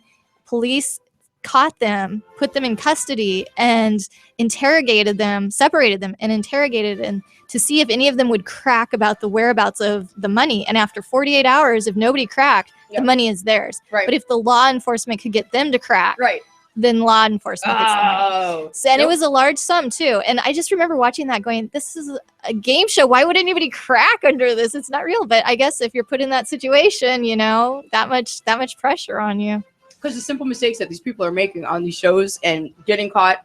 One couple went to Greyhound bus station and they bought a ticket to go to Atlanta. However, they used the ATM at the bus station. I mean, come on. So the second they got off at the bus, the police, there was 2 stops before they got to Atlanta. Atlanta was the 3rd stop. You know, the cops were at each stop. Mm-hmm. They got off in Atlanta thinking they were going to, come on. Like that was I was dying. I was just screaming. I saw that and I would not want someone going through my email. They go through everything. They go to your house. They go through your computer. They go through everything. I like that show. So that's my new favorite. What about you, Chris? Any new shows you're into? I'm pretty much anything on the History Channel. Not so much Vikings because I mean, it's cool, but I'm not into it. A little too bloody. I like The Curse of Oak Island. I like Ancient Aliens. I used to work on that show. Oh, Ancient nice. Aliens. I love that show. American Pickers, Pawn Stars. Those shows are great. I find myself watching those all the time. So, and I'm old school. I always watch Jeopardy too. So. Jeopardy. I like Jeopardy. I mean, in a way, every episode's new. So, yes. You know. Black Sails is. That one's pretty good. That's like a pirate show? Yeah, the pirate I've show. heard about that. I think it's on Stars. It looks cool. Yeah. That one's pretty cool, but I always feel like it's missing something. Like they're like I don't know. Like I feel like it's not big enough. Like you know how Game of Thrones is so great and grand and just huge. Like I have no clue. Never seen it. Yeah. Oh well, I don't know. Never seen seen a couple it either. episodes, and I just thought it was stupid. I just think what you don't like Game of Thrones? I know I'm gonna get knocked for that, but no, Oh, I man. thought it was just complete fairy tale. No, well, of course it is, but it's a very it's well written, well orchestrated, and it's got a massive following. So I obviously don't know what I'm talking about. Yeah. The people dig it, but you know, it is what it is. That's how I feel about these shows, Stranger Things and The Crown. Like everybody raves, and clearly they've won some awards, and I'm just like, I don't get it. Neither do I. You have anything else for us? What do you got more? I got more entertainment. Well, there was also the Producers Guild Awards, and as a producer, a television producer, I should get excited about this, but I cannot. So I'll just give you a couple highlights. They give out, these are actually peers choosing the winners for these special awards, such as the Danny Thomas Award for Outstanding Producer of Episodic Television Comedy, which went to Atlanta, the award for Outstanding Children's Program, Sesame Street, the award for Outstanding Digital Series, Comedians in Cars Getting Coffee, which I need to see this. This is a Jerry Seinfeld thing, and it's got to be great. Great miniseries. But I've never seen it. So that's just a few highlights there. And that's it. Oh, and of course, Stranger Things won another award, and I don't get it. But anyway, that is that. Those are the awards. We are gearing up for more and more awards as we head into the year. Check this out while we're on the entertainment segment. Yes. David Cassidy. Oh. Partridge Family fame for everybody. No. David. That would be my first guess. David is to auction his home on September 9th in Fort Lauderdale, Florida, according to Realtor.com. He listed the house initially for $4.5 million and currently for $3.2 million, although the bidding will not start there. And the house features custom wood floors, chef's kitchen, and a dock, and will be auctioned at 11 a.m. on September 9th. Amenities include... Wait, we have to wait till September? Yes. Amenities include 6,909 square feet, 5 beds, 5 bedrooms, 5 bathrooms, 2-car garage. You'd think it'd have more garage space, you know what I mean? Joy, aren't you looking to move? You can save your dollars until September and get in on that. Do y'all want to go in together? Yeah. We could each have a bedroom there. I agree. I wonder did it say how many bedrooms again? 5. 5. Oh, that's it? For that many millions? Yeah. They're probably big bedrooms. We could swing that. There's a budget. It's probably got a view. And one. Well, our show's going pretty good. Sure. One more as far as entertainment goes. Japanese arcade pioneer and father of Pac-Man has died. Aww. Masaya Nakamura was 91. He died on January 22nd. He founded Namco, which is part of Bandai Namco, in 1955. Best video games ever. It started out as just 2 mechanical horses, horse rides on a department store rooftop, but went on to pioneer game arcades and amusement parks. Pac-Man, designed by Namco engineer and video game maker Toru Iwatani, went on sale in 1980 at a time where there were few rival games such as Space Invaders. And now his watch has ended. Pac-Man's a huge part of my life since I was a kid. It still is today. I still play it. I see a Miss Pac-Man machine. You know, I'm pumping a quarter in. His text alert is Pac-Man. Oh yeah. I think any Gen Xer can get into Pac-Man. Absolutely. Has good childhood memories. I agree. Well, just speaking of the royal family, Prince William and Prince Harry will mark the 20th year anniversary of their late mother's death with a permanent statue at Kensington Palace. In a joint statement, both of the princes said, "It has been 20 years since our mother's death, and the time is right to recognize her. Since our mother's passing, where did I go? So anyhow, they're working on now creating a statue of her, and they're going to put it in the gardens of Kensington Palace where the late princess lived when she was alive. And they just want their mom to be respected and remembered for what she did for the UK. She was I love Princess Diana. I can't tell you how much I think she's she's no longer here, but I just felt that she was just a very classy woman. She was very graceful. I like her. I'm a fan. She was part of a huge scandal. It was part of a huge scandal, but I blame the royal family. Wow. They didn't want to marry a Muslim. But she was going off on boats and, having a little escapade. Because her husband was a piece of crap with that ugly heifer. What is her name? Camilla, who's still around. So, of course, you just want Prince. She just always seemed depressed. Like, she had the man's kids, and he left her alone all the time. And beautiful woman, she always seemed depressed. She's by herself. Give me a break. Yeah. She went to live her life. Her boyfriend was Muslim. The crown didn't want that. I mean, I know that. So it's a giant conspiracy as far as what happened in the tunnel. None of us saw it. All the cameras suddenly didn't work. She really poured her heart out to, was it 60 Minutes at the time? I don't know. Like it was one of them. She had some really, really big interview where she just kind of opened up her heart and just explained to the world what's going on. I agree. So before we go, did you have something to add against Princess Diana? Not related to that. She's just very classy and very graceful. And you know what? Like humanitarian. Imagine her sons. It's just like, you know what? They just definitely had a special place. Harry's a little bit of a party animal. Yes. But does anybody know what the doomsday clock is before we get into drag racing? Oh, yes. I heard this. Still at 2 minutes. Okay. So now the latest report. Doomsday clock ticks closest to midnight. On Thursday, the Bulletin of Atomic Scientists reported that the global security landscape has darkened, which turned the hands of the doomsday clock to 2.5 minutes to midnight. Oh. Dun, dun, dun. So for anybody who doesn't know what the doomsday clock is, it's internationally recognized design that conveys... I think we can cut the Hollywood music now. I agree, right? Put on 2 minutes to midnight for my amazing. The doomsday clock, it just sounds so Hollywood. Can I get pigs in space? Let's get something a little more ominous. Space. So again, before I was interrupted, for anybody who doesn't know what the doomsday clock is, it's internationally recognized design that conveys how close we are to destroying our civilization with dangerous technologies of our own making. Among these technologies include climate-changing technologies, emerging biotechnologies, and cyber technology that can inflict irrevocable harm, whether by intention, miscalculation, or by accident, to our way of life and to the planet. Boom. So say again, what caused it to click a little closer? Because we're darkening. It has darkened. The landscape has darkened, which turned the hands of the doomsday clock to 2.5 minutes to midnight. But they haven't, that seems very non-specific to me. I think it's the height of the looming wall that's going to be built. Oh, I think that's casting a shadow. But again, here it's technology is going to take us out. Like I said, we have come to a time where technology now has feelings, emotions, something that we never dreamed of, and we've made that happen. It's our fault. We've turned technology into the monster that it's in today. I blame emojis. Speaking of the wall, before we get out of here, it's like I read something on Facebook that says, how do Mexicans view the wall? And the answer was they'll get over it. Oh, Mike. Oh. Mike. Yes. I'm not calling anybody out. Thank you, Drew Dawkins, for reporting the AFC 1. Go ahead. Sorry. I was just saying. Oh, thanks, Drew. Because the wall is being built between those respective countries. What other country am I going to speak of? Yep. Get over it. Good job. I thought it was hysterical. I didn't write it, but I thought it was hysterical. No, I got you on those jokes. But now, are we moving forward?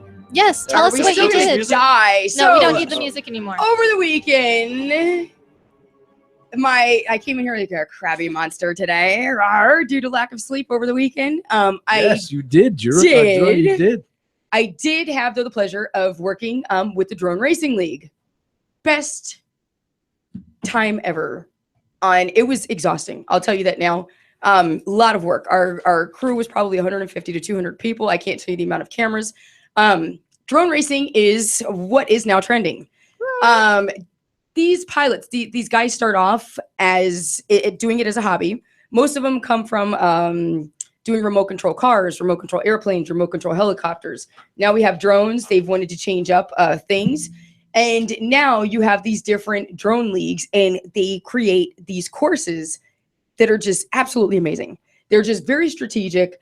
And it's really a huge challenge for these drivers. The winner, I can't say who the winner was because it will not be broadcasted until July. However, the winner did take home $100,000 for this. This is an actual sport. This is an actual career. These guys have actually given up their jobs. One guy is an engineer for Google, and his boss let him work part-time this year so he can live his dream for drone racing. Nice. It was just so cool being able to interview these guys and hearing what goes through their minds during their flights. And just, it was just an amazing experience. And again, it's a new sport that's coming out there. The production that we did will actually air on ESPN in July. So again, it was like being on a regular high sports set, for a huge local sports networking broadcasting company. Let me ask you, have you ever yourself flown a drone? I'm dying to. It's not easy. It's not easy. And the guys, what it is, there's a cockpit. So it was 6 drones at a time.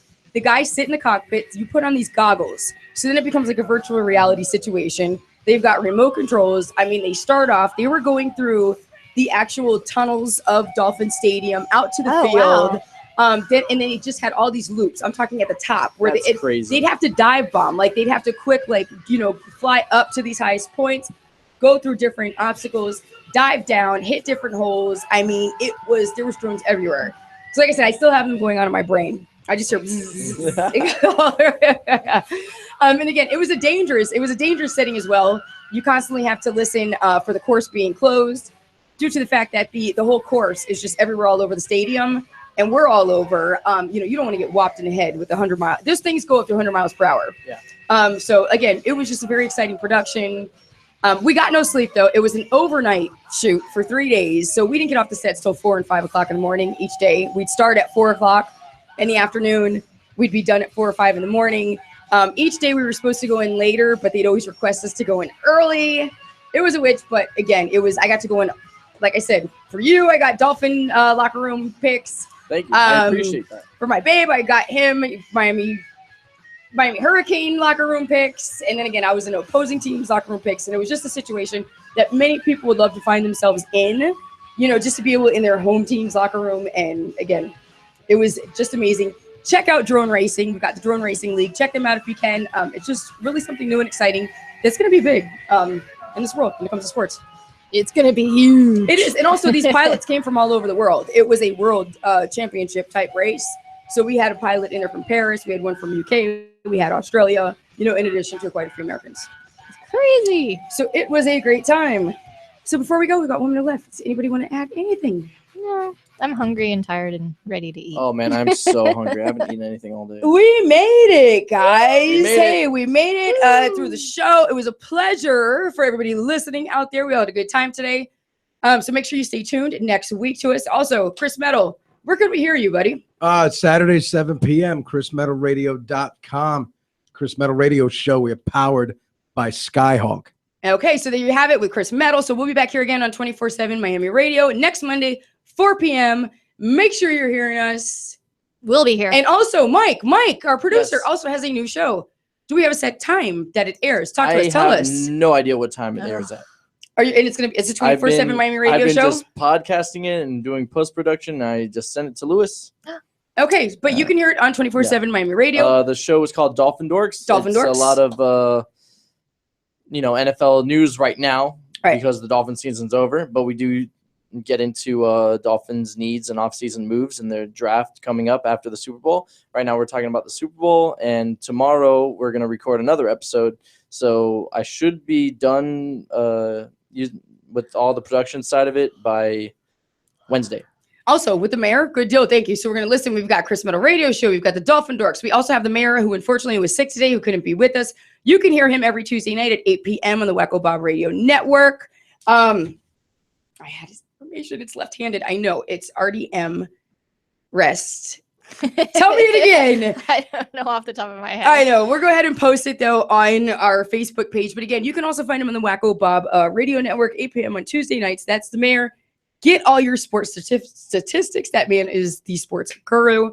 So again, we will be back here, same time, same place, 24/7 Miami Radio, now trending next Monday, 4 p.m. We will see you there. Have a great week, everybody. Bye. Gotcha.